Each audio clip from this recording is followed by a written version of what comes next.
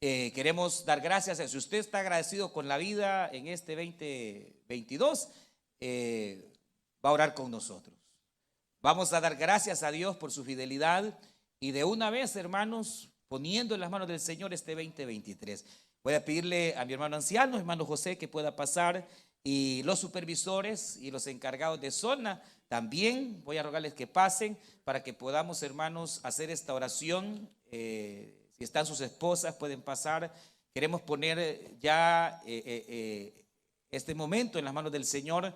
Independientemente de lo que puedan decir las noticias, usted esté confiado únicamente en el Señor y en su palabra, en sus promesas, que Dios no miente. Así que pasen, siervos, si están los supervisores, hermanas supervisoras, los encargados de zona, queremos orar, poner esto en las manos del Señor. Y también queremos, hermanos, de manera muy, pero muy especial, bueno, yo en lo personal me siento muy contento, ya que tenemos con nosotros a nuestro hermano Leopoldo Chávez, ¿verdad? Que a pesar de ese proceso que está pasando, hermanos, él está aquí con nosotros y queremos aprovechar a orar por él.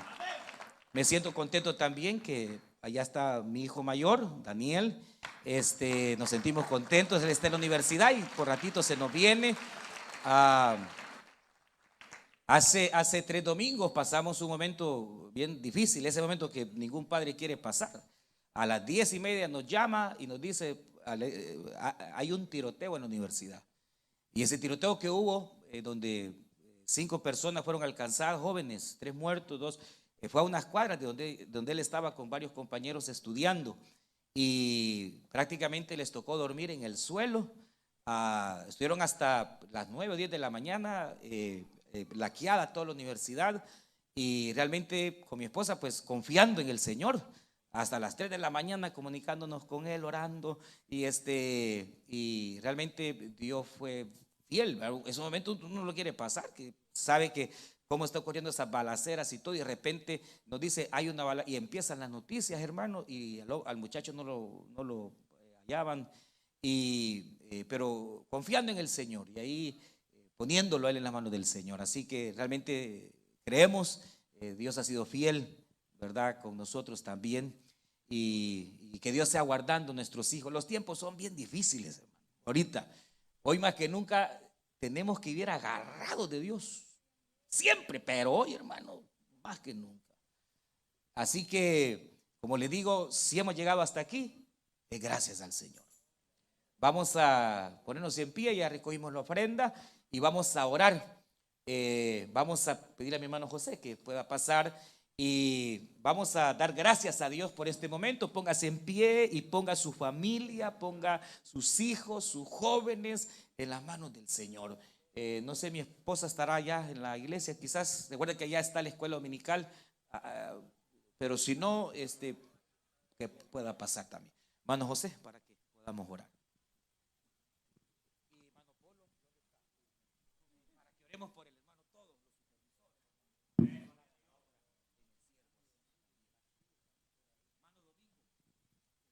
Aleluya.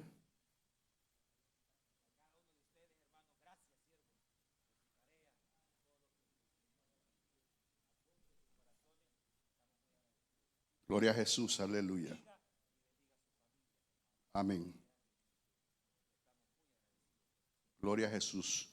Dios les bendiga a todos, hermanos, esta mañana. Tal como decía nuestro hermano pastor, queremos, hermanos, darle gracias a Dios por lo que hasta hoy, hermanos, Dios nos ha concedido. Y si Él pues quiere, nos concederá más. Amén. Pero,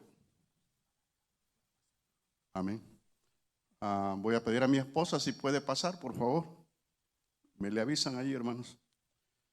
Y realmente, hermanos, pues realmente recuerden pues que el poder estar al frente, hermanos, de una congregación no es muy fácil. Ya el día viernes, hermanos, en la conferencia que tuvimos con nuestro hermano Jorge, pues nos explicaba muchas cosas que realmente uno a veces desconoce. Y realmente, hermanos, la vida de un pastor es bastante difícil, bien difícil.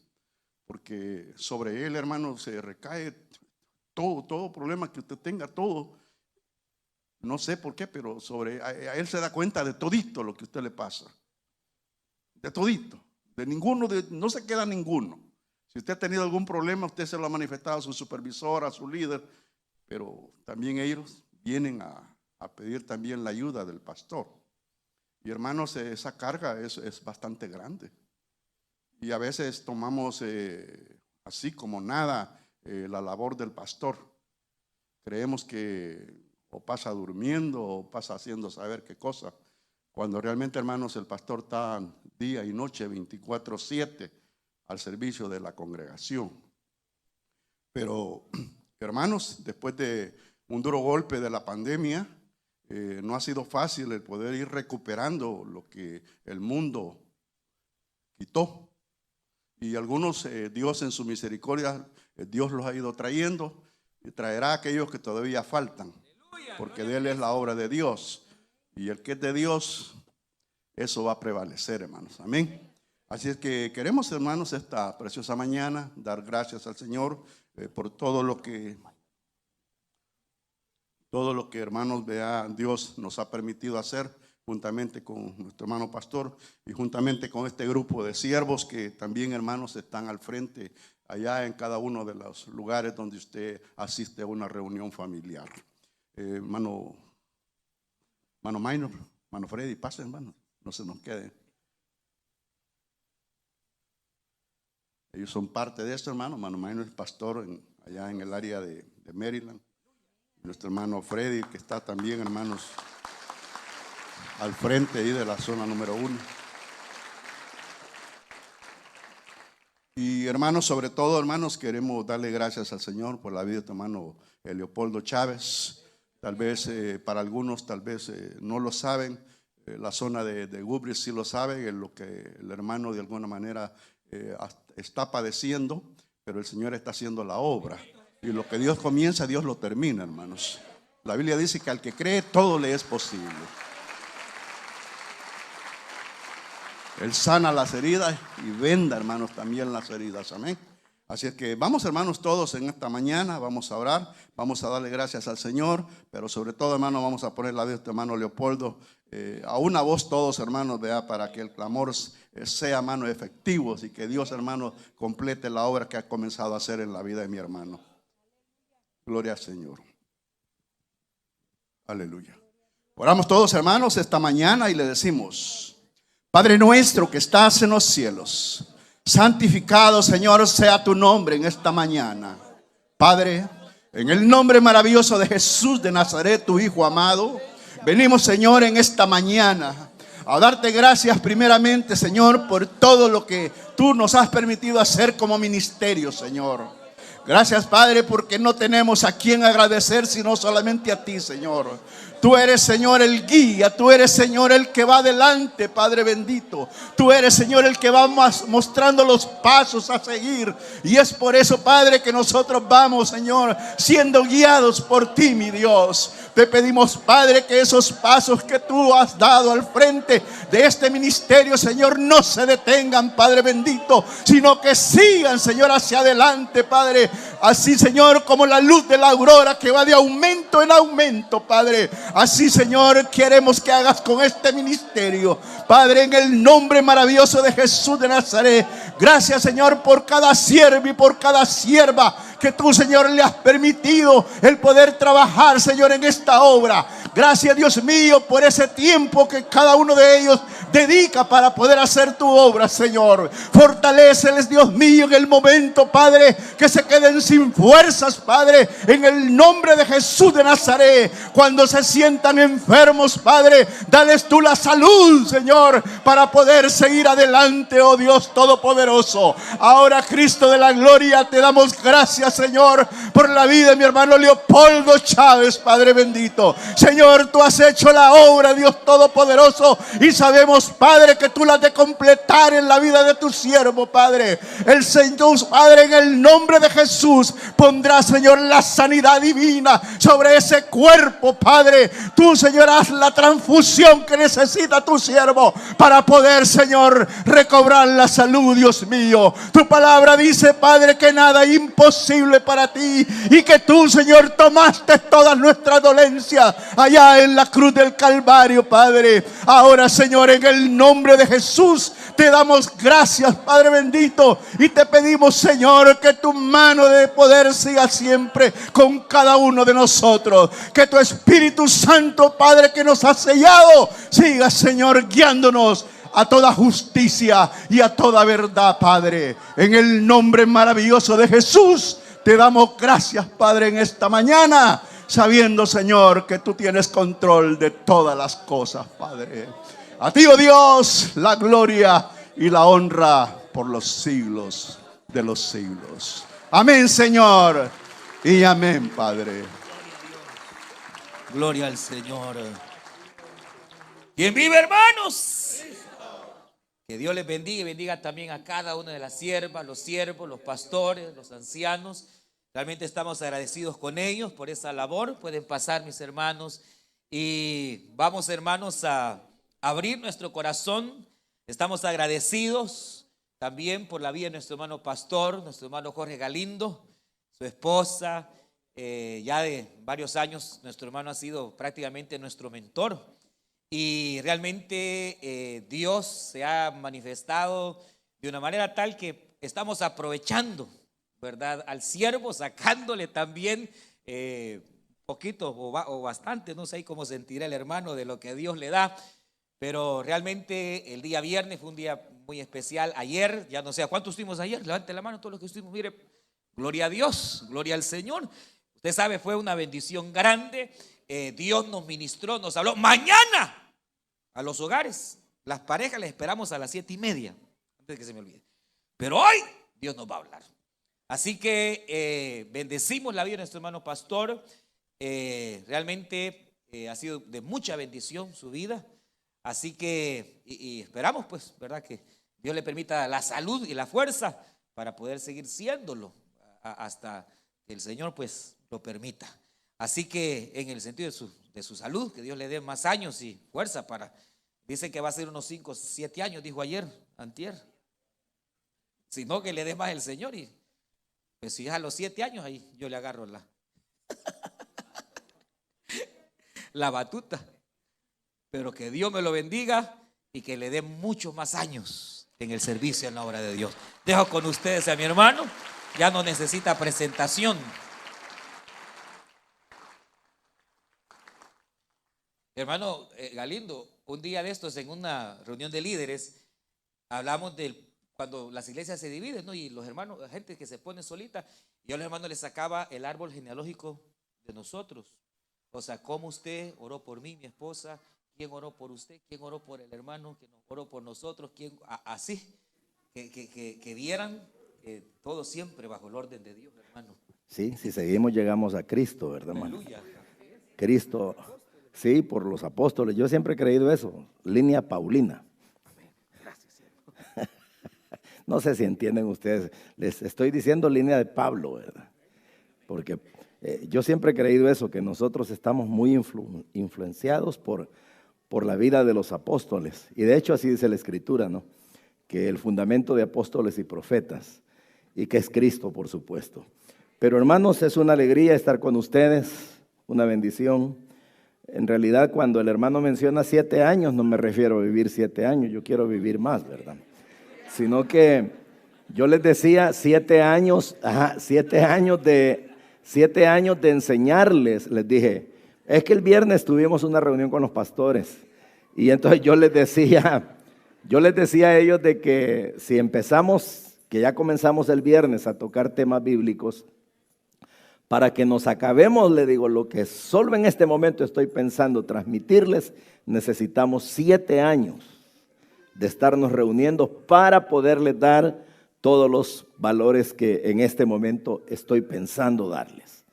Claro, ¿verdad? Y si el Señor me quiere dar 100 años más, pues bienvenidos.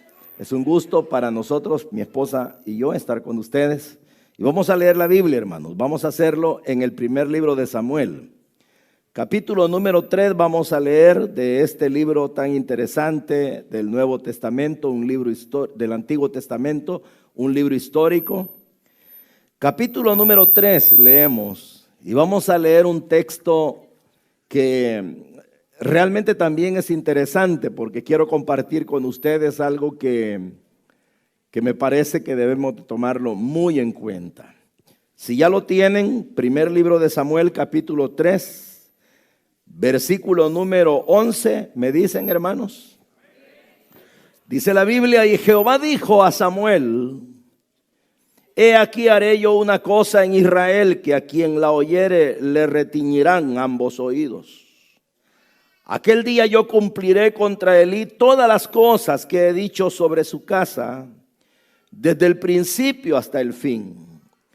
Y le mostraré que yo juzgaré su casa para siempre por la iniquidad que él sabe, porque sus hijos han blasfemado a Dios y él no los ha estorbado. Por tanto, yo he jurado a la casa de Elí que la iniquidad de la casa de Elí no será expiada jamás, ni con sacrificios, ni con ofrendas. Amén. Oremos, hermanos. Padre, gracias porque podemos, Señor, leer tu palabra. Aquí estamos reunidos con tus hijos, tu pueblo. Gracias por cada persona, Señor, que ha recibido la invitación. Permítenos ahora ser edificados y poder, Señor, glorificar tu nombre de una manera muy especial. Bendícenos, háblanos, Señor, ayúdanos en el nombre de Jesús. Te lo rogamos, te lo pedimos, Señor, te lo suplicamos en el nombre de Jesús. Gracias por todo, Padre, y a ti la gloria. Amén. Pueden sentarse, hermanos. En el presente, hermanos, se dice de que en el mundo somos alrededor de 8,000 millones de personas. ¿Y cuántas personas habrán existido a lo largo de la vida? No lo podemos cuantificar. No podemos calcularlo de una manera exacta. Pero lo que sí es cierto es de que desde Adán para acá, hasta el momento en el cual nosotros vivimos, han habido muchas personas que han muerto, han ido a parar sus restos a un cementerio, otros probablemente no se sabe ni dónde quedaron. A estas alturas, por supuesto, de esos cuerpos descompuestos ya no hay nada. Pero también a lo largo de la vida han habido muchas personas que un día tuvieron temor de Dios y ellos fueron alcanzados por la misericordia del Señor. Si uno compara la cantidad de personas que probablemente murieron o han muerto a lo largo de la vida sin el Señor, sin conocerlo, quizá la mayoría de personas hayan experimentado ese tipo de vida. En el presente, de los 8,000 millones de personas que habemos en el mundo, uno pudiera pensar, ¿verdad?, que la mayoría de personas conocen al Señor, conocen o saben de Él, pero lo más probable es que eso no es verdad. Es probable que todavía hayan lugares donde ni siquiera se ha predicado a Cristo. Y es probable donde inclusive en el momento la religión que domina tiene quizá más poder, otro tipo de idea religiosa que el mismo evangelio.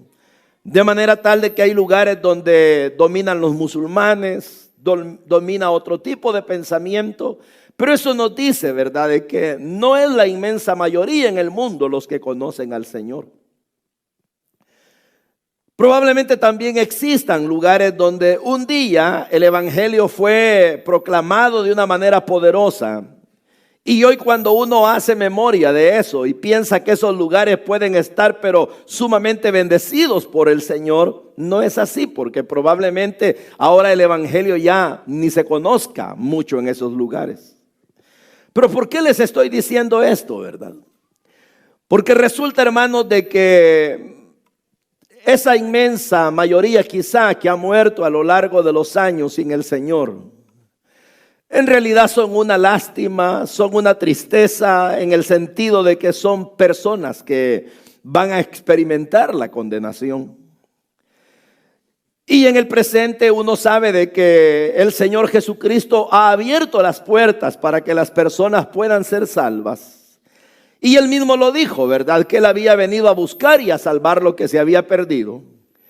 Y él mismo dijo de que el que cree en él no morirá, sino que es salvo. Y esa oportunidad sigue vigente. Pero el asunto es, hermanos, de que cuántas personas en la actualidad hacen caso de ese llamado de Dios.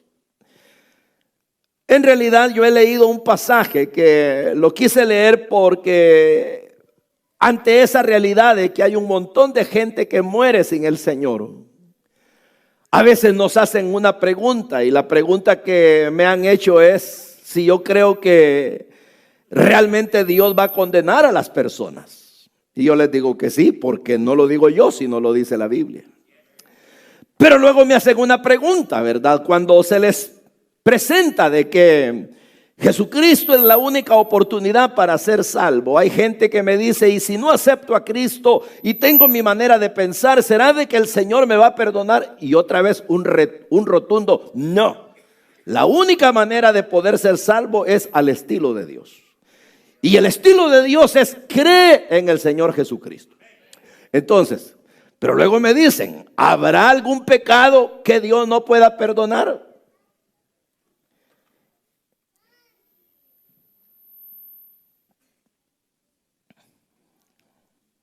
¿Qué me dirían ustedes? ¿Creen que el Señor puede perdonar todos los pecados? Les voy a dar las dos respuestas: sí y no. Sí perdona, porque no hay pecado que la sangre de Cristo no pueda borrar.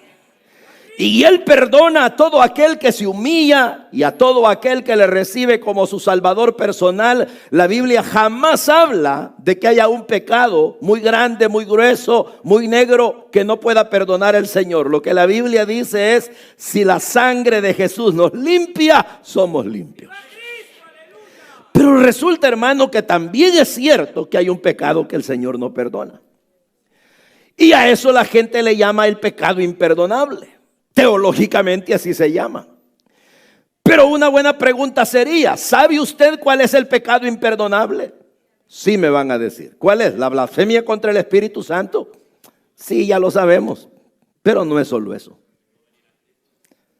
No es solo eso el pecado imperdonable. Yo he leído este texto porque este acontecimiento se dio en Silo. Silo era el lugar donde habían establecido el tabernáculo. Todavía no había templo. Y a la manera del Antiguo Testamento todavía fungían los sacerdotes, en este caso Elí. Pero resulta de que Elí, hermano, como un sacerdote que debía ministrar al pueblo y presentar sacrificio por el pueblo, era del tipo de sacerdote que había hecho su trabajo muy bien en cierta etapa de su vida. Pero en la medida que el tiempo fue pasando, lejos de ser aquel hombre intenso, que él era el sacerdote que realmente Dios quería que fuera, él fue perdiendo nivel. Y eso le pasa a mucha gente, que con el tiempo, en vez de hacerse mejores, se hacen malos. Pero el asunto es de que él se fue bajando sus estándares, de manera de que tuvo sus hijos, dejó que sus hijos se desarrollaran. Y casi como por herencia, ¿verdad? Tenía que incluir a sus hijos en el sacerdocio, y aun cuando no eran realmente personas reconocidas en el oficio, sin embargo, participaban de lo que sucedía en el tabernáculo. Y que el tabernáculo, recordemos, era, por así decirlo, el preámbulo del templo. El templo fue construido posteriormente, pero el asunto es de que ministraba en el tabernáculo como si fuera el templo, y de hecho mucha gente le decía el templo que está en Silo, porque todos llegaban allí a presentar sus ofrendas. Pero resulta, hermanos, de que estos hombres, en la medida que ellos fueron creciendo, niños no puedo decir nada porque la Biblia no lo dice, pero resulta que cuando ellos llegaron a cierta edad, ellos asumieron que también ellos tenían derechos de tocar, y no solo tocar las cosas sagradas, sino manipular aquello que dentro del tabernáculo se hacía. De modo que, por ejemplo, existía la orden de que las personas tenían que llevar un sacrificio, y los sacrificios eran animales. Y cuando, por ejemplo, llevaban un cordero, la orden era llevar un cordero sin mancha, porque no podían llevar corderos perniquebrados, arruinados, maltratados, enfermos, a presentárselos a Dios. Entonces, claro, escogían de aquellos corderos más robustos, mejor cuidados. ¿Y cuál era la idea, verdad? La idea era llevar el sacrificio ante Dios, quemar la grosura. Y cuando ya se habían hecho todos los rituales correspondientes para que la persona quedara cubierta ante Dios, ahora ahí sí podía el sacerdote echar mano a cierta parte de la carne de ese animal. Y el sacerdote tomaba una buena porción y de una parte agradable del animal para alimentarse, porque Dios así lo había establecido. Pero ¿qué resulta, hermano? Que estos muchachos eran tan abusivos y se creían dueños del tabernáculo, dueños de todo lo que ahí acontecía, que cuando la gente llegaba, ellos tranquilamente, sin tener ningún llamamiento divino, diría, personal, real, hacer lo que supuestamente era su papá, un sacerdote, venían ellos y decían: ¿traes el sacrificio? Sí, quiero un pedazo para comer. Y cuando lo metían al perol para que aquello se cociera, venían ellos, cualquiera de los dos, y decían: hey, a un criado, metan el garfio, y lo que el garfio agarre, sáquenmelo y me lo preparan para comer. Entonces venía la gente y le decía, mejor la gente: muchachos, eso no es así.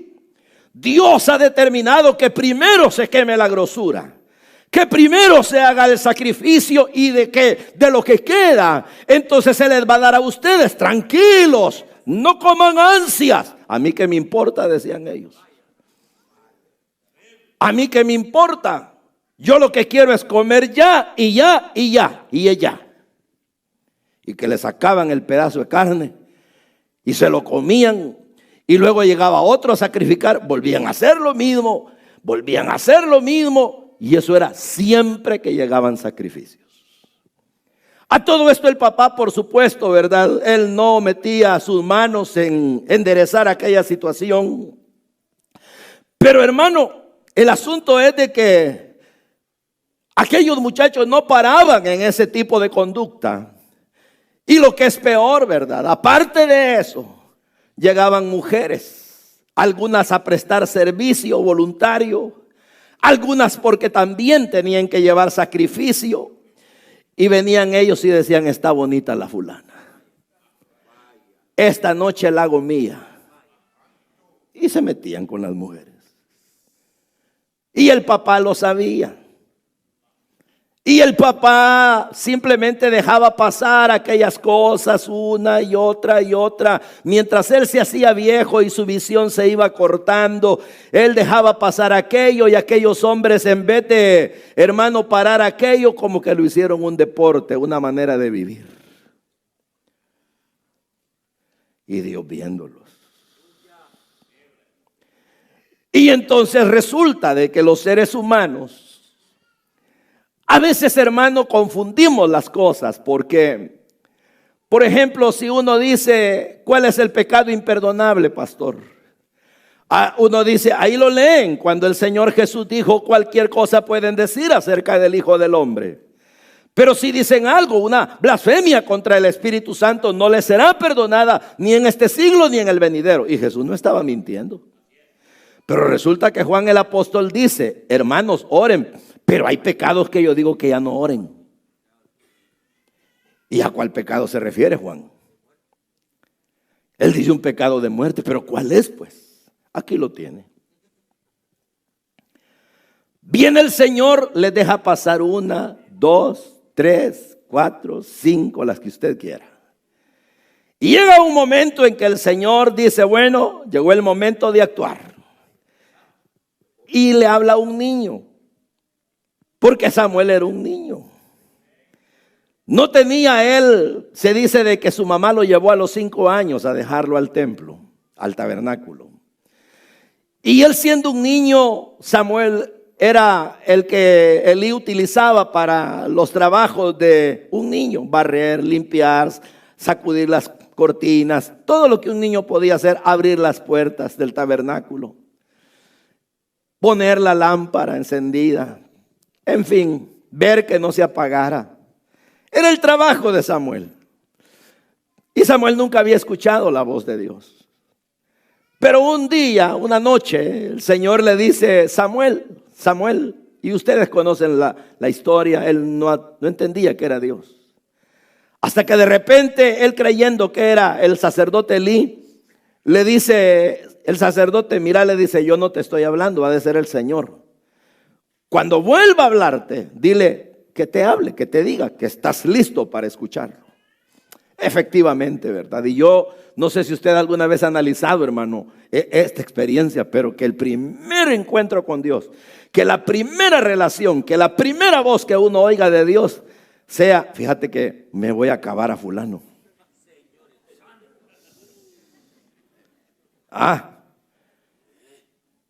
El primer encuentro con Dios, como que usted se encontrara a Jesús y Jesús de repente, el buen Jesús, le diga: fíjate que he decidido matar a Mengano. Eso le pasó a él. Y siendo un niño, y se asustó tanto que dijo: mejor esto no se lo cuento a nadie. Porque el Señor le dice: ¿sabes qué, Samuel? He decidido hacer una gran obra en Israel. Gran obra le llamó. Tan grande que el que la escuche le van a zumbar los oídos. Va a ser como un golpe a la mente. Golpe a lo que la gente sabe escuchar. ¿Y sabes qué voy a hacer?, le dice. Pues voy a juzgar la casa de Elí para siempre por la iniquidad que él sabe. Porque sus hijos han blasfemado a Dios y él no los ha estorbado. Por tanto, yo he jurado a la casa de Elí que la iniquidad de la casa de Elí no será expiada jamás. Y aparte de que no será expiada jamás, no voy a aceptar ni sacrificios ni ofrendas. En otras palabras, no hay perdón. Entonces razonemos. Que no era la blasfemia contra el Espíritu Santo la que no ibas a perdonar, hombre. No, momento. Él nunca la limitó a eso. Antes de decir eso que dijo en los evangelios, ya esto había pasado. Y aquí que había dicho: nunca voy a perdonar. Aquí ya había dicho: aunque me sacrifique, no lo acepto. Aunque me des ofrenda, no me sirve. En otras palabras, era un pecado imperdonable. Entonces yo me pongo a pensar: ¿a cuántos les está pasando algo similar? Porque resulta, hermano, que cuando la Biblia nos habla de los atributos de Dios, una de las cosas que dice es de que Él es paciente. Y cuando la Biblia habla de que es paciente para con todos, no queriendo que nadie perezca, es verdad. Pero resulta de que la paciencia de Dios es mal interpretada por los humanos. Porque uno cree que porque Dios no actúa ya, porque no lo hizo de inmediato, porque la acción correctiva no fue en el momento, la persona cree que Dios o no se fija, o no ve, o no le interesa, o nos ama tanto que me la tolera. Ten cuidado. Lo que pasa es que te las está sumando. Hay una sumatoria. Y en la Biblia, si ustedes jamás se han fijado, se los digo, hay una medida de pecado. Es como ir llenando un depósito y que uno lance el primero y dice: está en el fondo, sí, no hay nada, hombre, solo uno. Lanzó otro, ya van dos. Lo que pasa es que cuando el tiempo pasa ya va a la mitad y de repente aquí ya se va llenando y casi rebalsa. Entonces viene Dios. Cuando tiras el primero al fondo, de hecho ya eres merecedor de castigo, pero no te lo da. Lanzas el segundo, no te lo da. Lanzas el tercero, pero llega un momento en que jugaste tanto Insististe tanto en fallarle que él dice, este fulano, ya mejor, aunque le prediquen, no va a creer. Aunque llore, no le voy a aceptar sus lágrimas. Aunque se latigue el cuerpo, aunque diga que va a dejar de comer por 40 días, no me importa.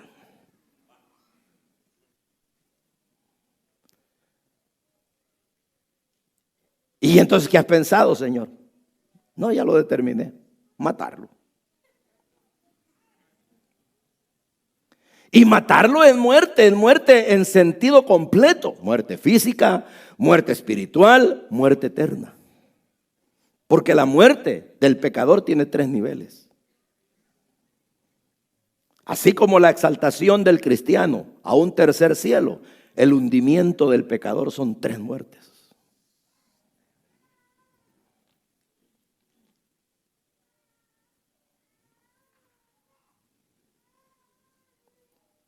Entonces dice Dios, ya no acepto. Y ese es el problema, y por eso quise predicarles, porque hay mucha gente jugando. Fornican una vez, tienen lo que quieren, pecan fornicando, pecan teniendo sexo libre, pecan haciendo una cosa, y creen que Dios, como dice la Biblia, ¿verdad? Que la mujer bandida se limpia la boca y no ha pasado nada, dice. Y como después de una bañada el cuerpo queda limpio. El cuerpo sí, pero el alma no. Y entonces resulta de que Dios va observando.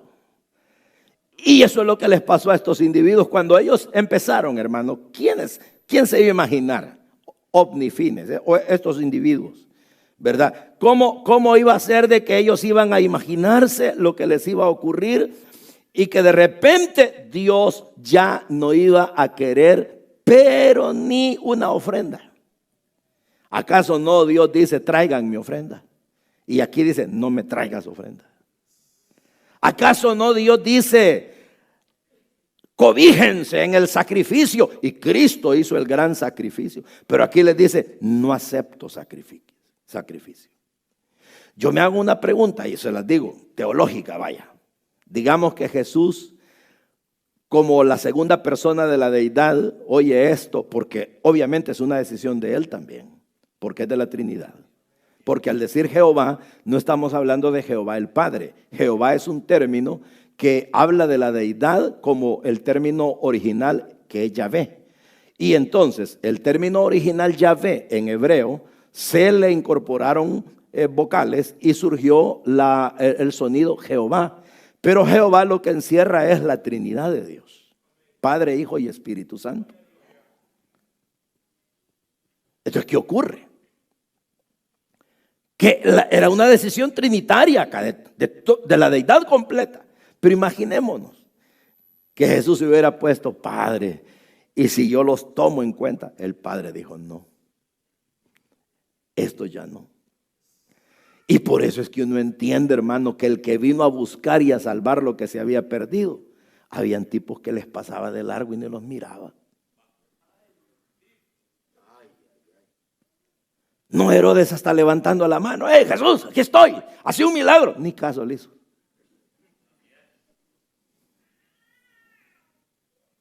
No le hizo caso. ¿A cuántas personas vaya pues el ladrón en la cruz? A uno le hizo caso y al otro no. Y los dos eran malhechores. Y uno dijo, nosotros hemos hecho tantos males, iguales. Pero entonces resulta de que, Señor, perdóname, acuérdate de mí. Ok, te perdono.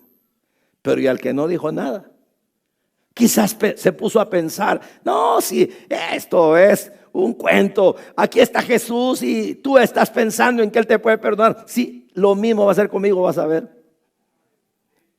Y este ovnifine, una mujer, ¿Cuántas llevas ya, hermano? Tantas. ¿Y tú? Tantas. ¿Y cuántos pedazos de carne has sacado de los peroles? Tanto. ¿Y cuánto? Hasta que por fin el papá de repente les dice: hijitos, ¿qué es eso que yo oigo? Dicen de ustedes malas cosas. Miren, muchachos, si el hombre peca contra el hombre podrá tener algún reparo, pero si peca contra Dios se va a meter en líos. Tengan cuidado, hijitos.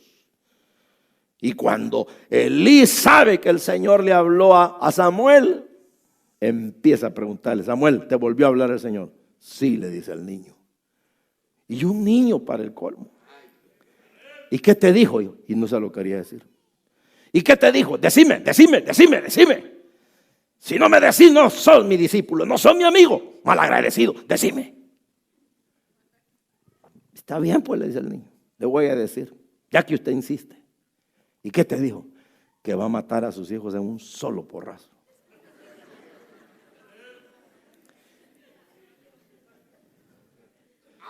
Y que usted tiene mucho de culpa. Y que él ha decidido quitarle el sacerdocio también a usted. Borrar su casa por completo. Porque usted ya sabe los pecados que ellos han cometido. Usted nunca los estorbó. Y el Señor ha dicho que ni con ofrenda ni con sacrificio. Y que jamás los perdona. Mire, hermano, ¿qué le quedó al viejo Elí? Era teólogo. Viejo estaba, pero había aprendido. Y cuando él oye aquello, él dijo: bueno, si ya tomó la decisión, él es así. Y no vuelve atrás por nada, que se haga la voluntad de él. Porque el viejo entendía, decía: y así te dijo que ni ofrenda ni sacrificio. Ahí se lo acabó, hermano. Y no que él era el que entregaba los sacrificios, pues. Y así te dijo. No, o sea que le anuló su función. Ahí era como decir: aunque el sacerdote aquí se desviva y venga a llorar y quiera dejarme el último pedazo de piel aquí ante mí, no lo oigo, no quiero nada. Ya determiné. Entonces él sabía cómo eran las determinaciones divinas. Y él dice: si él así dijo, Samuel, que se haga la voluntad de Dios. Y de ahí en adelante, hermano, para Elí ya solo era cuestión de tiempo. Porque no crea que los mató al siguiente día. Pasaron meses. Como 3 años pasaron. Y fueron a la guerra. Y ellos creyeron: ya ven, era mentira, este niño que no sabe. Este niño, como está niñito, no entiende bien las cosas, hermano. El pobrecito se confunde. Ni sacerdote que es, él no sabe, no nos entiende. Cuando tenga la experiencia de nosotros, ahí va a ver. Ay, Dios. Si era cierto, el niño apenas comenzaba, no era ni pícaro como ellos. Entonces, ¿qué ocurrió? Al tiempo van a la guerra y usted sabe la historia. Se murieron, un caos, hermano. Se mueren los dos, los matan. Se quedan con el arca, el viejo se cae de la silla, se desnuca, como decimos nosotros, se quebró la cerviz, y encima de eso la mujer embarazada ahí del susto da a luz. Y hasta el nombre que le pusieron al niño, Icabod, sin gloria. No había nada que celebrar. No vas por el mismo camino tú. ¿Crees que te le vas escondiendo a Dios? ¿Te crees listo? ¿Crees que realmente Dios no te ve? ¿Crees que el Señor está dormido, hombre? Y si tú hiciste algo malo y el Señor te la dispensó, según tú no te la ha dispensado, te las va contando. Te las va guardando. Y vuelves a hacer otra y dices: ya ven que nada me pasa. No, es que Dios es bueno. Y la gente así habla: Dios, viera cómo me bendice, viera Dios cómo me sostiene, buen trabajo que tengo. Ay, no, mi Diosito. Y eres un gran pícaro.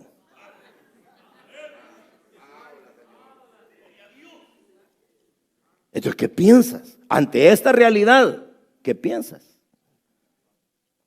Porque este tipo de cosas no se han terminado. Porque ya le digo, el apóstol Juan dijo: hay pecado que yo digo que ya ni se pida, dijo. por esa gente que no se compone, que siempre anda en las mismas. Dice él, ya ni oren por esos. Exclúyanlos. ¿Ah? Sería muy cruel, ¿verdad? Pero ni modo tener que decirle a alguien, mira, fíjate que tantos años he orado por ti, pero tú eres un fracaso de persona en relación a Dios. Ya me olvido. Ve qué haces. Entrego, así como dijo Pablo, tu vida al diablo y que vea qué hace. Pero el asunto es de que esta es una realidad que no la podemos obviar, hermano. Porque uno vive preocupado así, mire. Habré dicho algo malo contra el Espíritu Santo. No. Habré dicho algo malo por una falta de fe, por una incredulidad. Blasfemé con él, por eso es que me siento mal. Quizás por eso las cosas no me funcionan. No, hombre. Si la blasfemia contra el Espíritu Santo es una ofensa consciente que la persona hace atribuyéndole al diablo las obras de Dios. Pero es consciente y va con alevosía. Cuando aquellos dijeron por Belcebú es que echa fuera a los demonios, ellos lo estaban haciendo con saña. Pero cuando uno en el mundo sin saber dijo algo en contra de Dios y luego la sangre de Cristo lo limpió, ya estás limpio de todo pecado.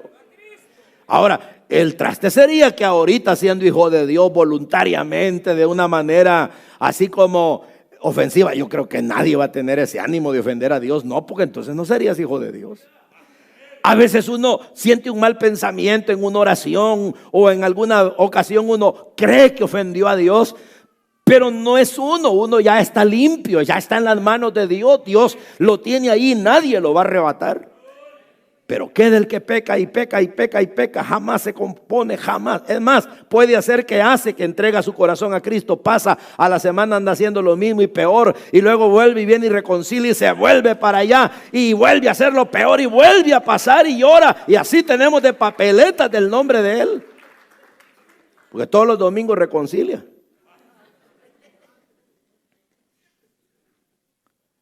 Ten cuidado. Porque llega un momento en donde, así, lo digo no por el poder, sino por la extensión, ni Jesús te va a limpiar. La sangre de Cristo tiene total poder, pero no tiene total extensión. Él puede cambiarte a ti y quitarte el pecado más vil que hayas hecho.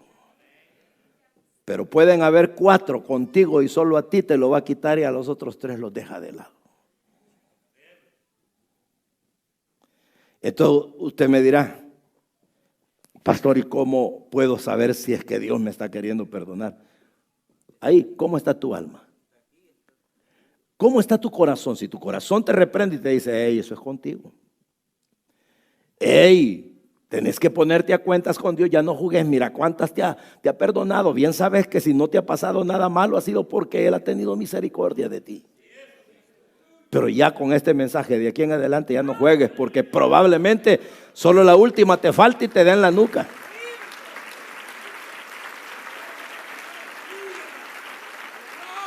Pues sí, porque quién sabe si esta es la última. Y tú dices, la de hoy de la tarde va a ser la última. Con esa te acaba, mejor no vayas.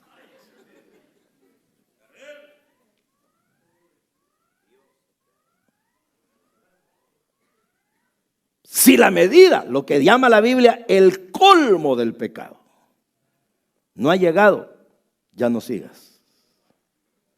Mejor arrepiéntete, y te lo digo en serio.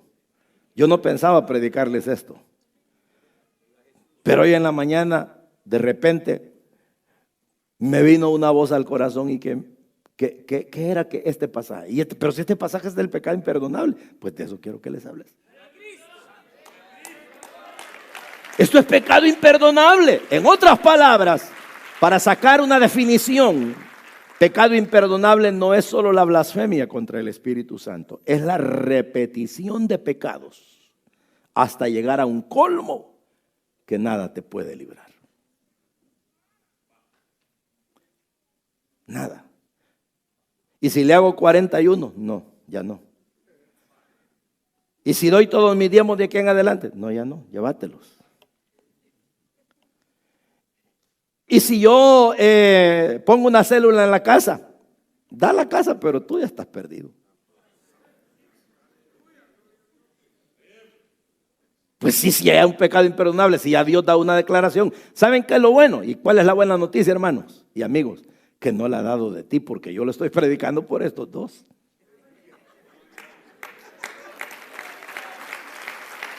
Pero, sobre ti no ha dicho nada todavía el Señor, sino que puede decirlo. Puede decirlo, entonces evítalo. Evítalo, dale la vida hoy. Pídele perdón de verdad, entrégate, reconcíliate, ya no andes jugando. Y dile, Señor, antes que des un decreto de estos, mejor me pongo a cuentas. Para que cuando venga, que no me caiga a mí. ¿Verdad? Porque ya le digo, con cuánta lástima, hermano, uno puede ver tantos cementerios, y cuando uno va a los cementerios, tanto entierro simultáneo, y cuánta gente sin el Señor.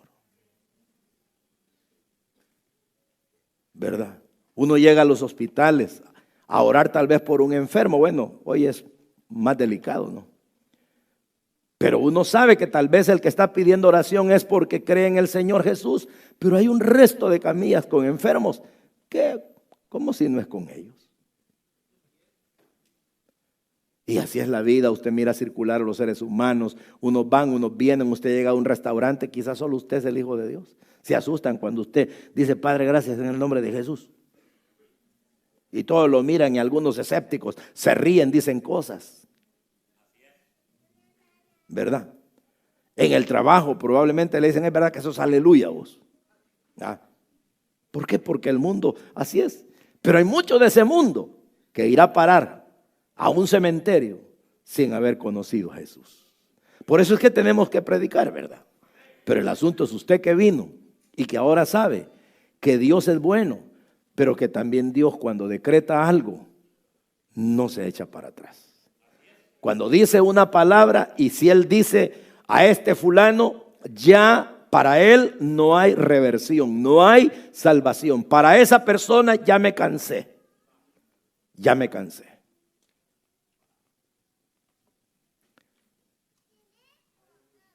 Solo termino diciéndoles esto. Cuando hay alguien que cansa a otra persona por un mal comportamiento, por ejemplo, digamos que hay una mujer que se ve ofendida por su marido constantemente, y ella llega a un momento y le dice, ya me cansé fulano, hoy sí me voy, y se va. Entonces el hombre dice, yo no creía que se iba a ir usted. No, pero la colmó, y se fue. O un padre de familia que de repente el hijo va y le hace una falta y otra, y viene un día y el papá dice, ya me cansaste, hoy sí, y de una manera abrupta hasta le puede castigar físicamente. Y el hijo dice que, no hombre, si yo ni la vi venir. Pues sí. O en el trabajo, cuando de repente llegas tarde, faltas, eres mal trabajador y el patrón te la perdona por lástima y te va más y te conoce que tenés deudas, pero un día se cansa y dice, fulano, lo siento. Ya me fastidiaste, hasta aquí llegaste, te di muchas oportunidades, despedido. Y que te pongan, no, patrón, y que míreme. No, ya lo siento mucho. Lo más que puedo hacer es preguntarle a mis amigos si tienen algún trabajo para vos. Pero ya no. Hermano, mire cómo duele, ¿verdad? Que alguien llegue a cansarse de uno en lo humano. Ahora pregúntese, ¿cómo no dolerá que Dios se canse de uno? Que Dios diga ya no. No, hombre, hermano. No sé, no quiero ni imaginármelo. Pero estos dos son un ejemplo que ahí quedaron para la posteridad. Y hacemos bien en reflexionar. Porque no nos vaya a pasar a alguno de nosotros. Mejor, vente a tiempo, que Cristo a tiempo te está avisando.